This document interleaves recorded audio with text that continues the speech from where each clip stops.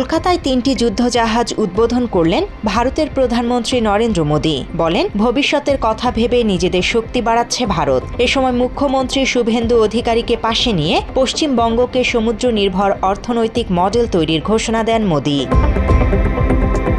পশ্চিমবঙ্গ দিবস এবং বিশ্ব যোগ দিবসে যোগদান করতে পশ্চিমবঙ্গে দুদিনের সফর করছেন ভারতের প্রধানমন্ত্রী নরেন্দ্র মোদী। রোববার কলকাতার রেড রোডে উপস্থিত হন মোদী। এতে অংশগ্রহণ করেন মুখ্যমন্ত্রী শুভেন্দু অধিকারীও।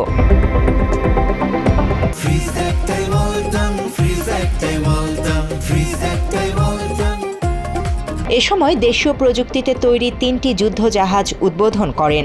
আইএনএস দুনাগিরি, আইএনএস অগ্রয় এবং আইএনএস সংশোধক নামের এই 3 যুদ্ধজাহাজ রাডারকে ফাঁকি দিয়ে শত্রুকে আক্রমণ, যুদ্ধের গভীরে নিখুঁত নজরদারি, সমুদ্রের গভীরে নিখুঁত নজরদারি, সাবমেরিন ধ্বংসের মতো ক্ষমতা সম্পন্ন।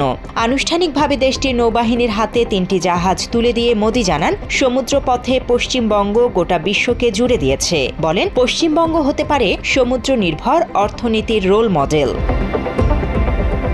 এর আগে পশ্চিমবঙ্গ দিবস উদযাপন অনুষ্ঠানে মোদী অভিযোগ করেন, দেশভাগের আগে পশ্চিমবঙ্গকে পাকিস্তানের সঙ্গে জুড়ে দেওয়ার চক্রান্ত হয়েছিল।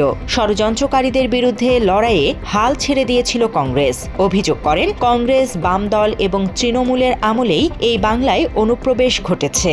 বলেন, সীমান্ত রক্ষার অসমাপ্ত কাজ শুরু হয়েছে। পশ্চিমবঙ্গে বিজেপির বিজয়কে রাজ্যের জন্য নতুন অধ্যায়ের সূচনা হিসেবে তুলে ধরে মোদী বলেন, স্বাধীনতার পর পশ্চিমবঙ্গ গঠনের পেছনে যে স্বপ্ন ছিল তা এখন বাস্তবে রূপ নিতে শুরু করেছে। News desk, Bangla addition.